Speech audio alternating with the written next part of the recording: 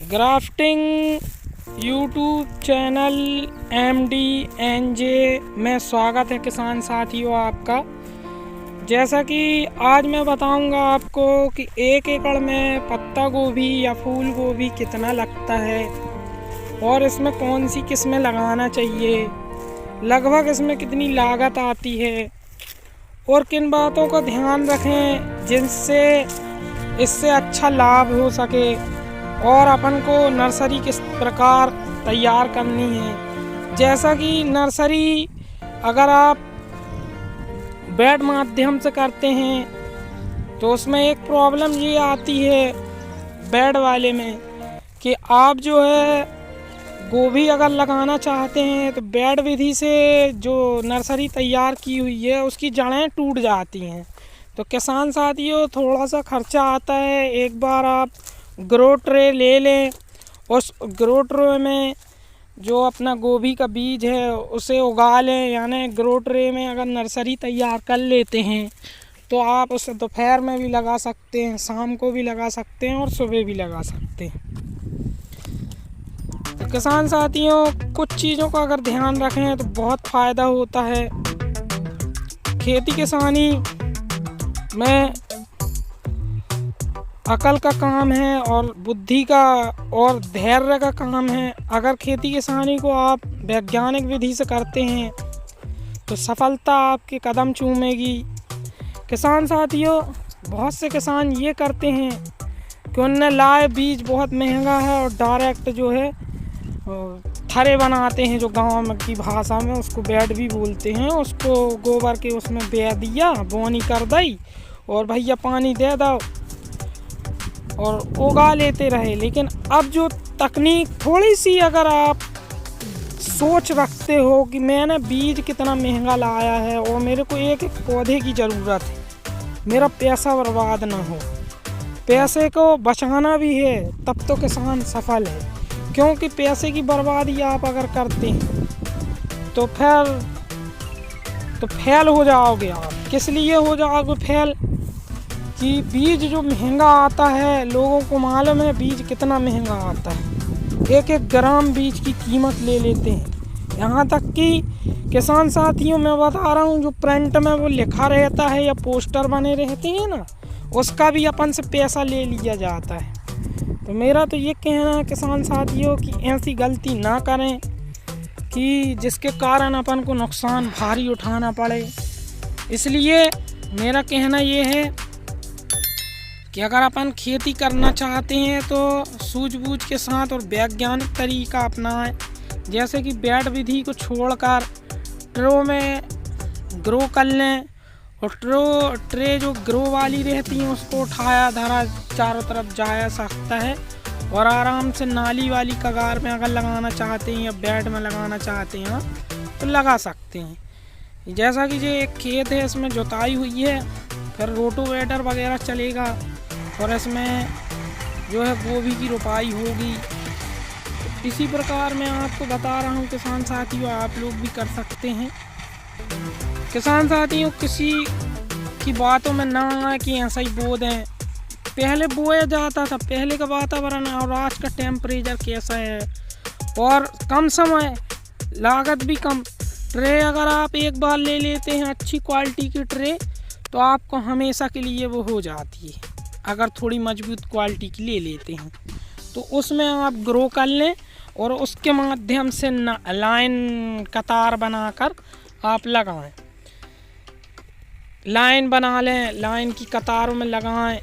किसान साथियों कुछ चीज़ों को ध्यान अपन को हमेशा रखना चाहिए, वैज्ञानिक विधि भी करें और कुछ अपनी अक्ल भी लगाएं। ये किस में ज़्यादा फ़ायदा है। जैसा कि आज मैं बता रहा हूँ एक ही फसल में आप जैसे गोभी की फसल लगा रहे हैं उसी में आप बेड विधि का इस्तेमाल कर रहे हैं, यानी लाइन वाला कर रहे हैं, तो उसी में आप चाहे भटे लगा लें चाहे मिर्ची लगा लें गोभी के साथ साथ। लेकिन उसमें एक सिस्टम करना पड़ेगा कि पानी तो वो खींचता रहेगा पौधा, लेकिन जो अपन उर्वरक खाद डालते हैं जैसे गोबर की खाद है या कोई भी, उस तक ना पहुँचे। पौधे की आयु कम करना है, यानी वो बाढ़ में ना आए, उसको खाद ही नहीं देना अपन को, सिंपल तरीके से इसी तरीके से रखे रहें। गोभी की फसल अपन ने अगर 25 दिन पहले कटना चाहती है तो अपन ने 8-10 दिन पहले उसकी अगर रोपाई कर देते हैं तो पौधा जो है लगभग विकसित हो जाता है। और जब पौधा विकसित हो जाता है तो 25 से 30 दिन की आयु के बाद आप उसकी गोभी की कटाई आपकी हो जाएगी। और उस कटाई के बाद जो है उसमें खाद पानी देना चालू कर दें तो एक मतलब एक पंत से दो काज हो जाएंगे, यानी एक ही सिस्टम से आप दो काम ले सकते हैं। जैसा कि मैंने बताया कि भटा भी ले सकते हैं उसमें, अगर आप चाहते हैं टमाटर भी ले सकते हैं आप। तो इस प्रकार से आप लोग खेती करके अच्छा लाभ कमा सकते हैं। अब गोभी भर लगाया आपने, फिर काट दिया, फिर खेत खाली पड़ा है। तो किसान साथियों, अगर कुछ चीज़ों का अपन ध्यान रखते हैं जैसे वैज्ञानिक विधि से, तो इसमें बहुत लाभ भी होता है और लाभ होना ही होना है 100%। अपन को सक्सेस ही मिलेगी ही, अपन सक्सेस होकर रहेंगे। अपन ने गोभी भी लगा लिया, प्लस अपन को टमाटर की फसल भी मिल जाएगी। उत्पादन में थोड़ी आगे पीछे हो सकता है, क्योंकि ऐसी वैरायटी का चुनाव करना चाहिए कि दोनों में एडजस्ट कर ले, उसकी आयु थोड़ी लंबी हो।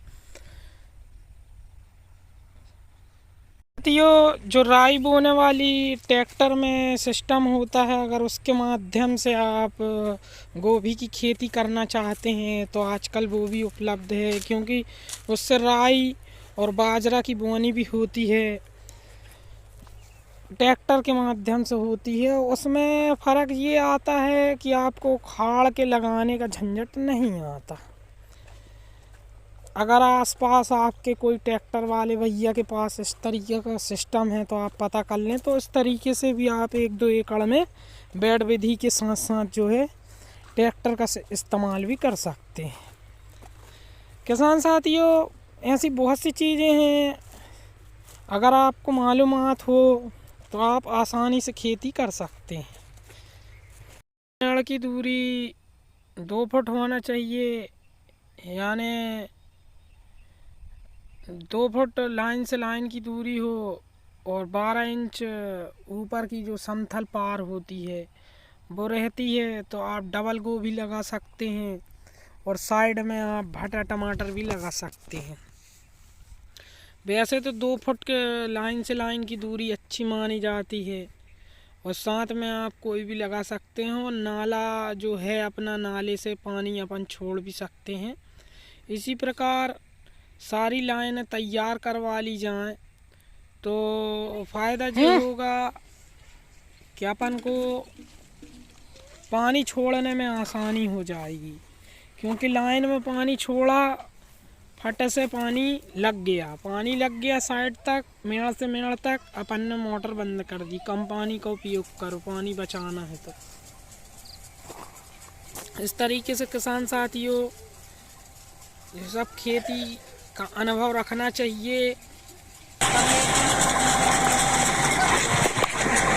लगभग बीज इसमें कितना लगेगा, तो किसान साथियों इसमें बीज जो है आपका 1 एकड़ में लगभग 300 से लेके 400 ग्राम तक प्रति एकड़ जो है, 300 से लेके 400 ग्राम प्रति एकड़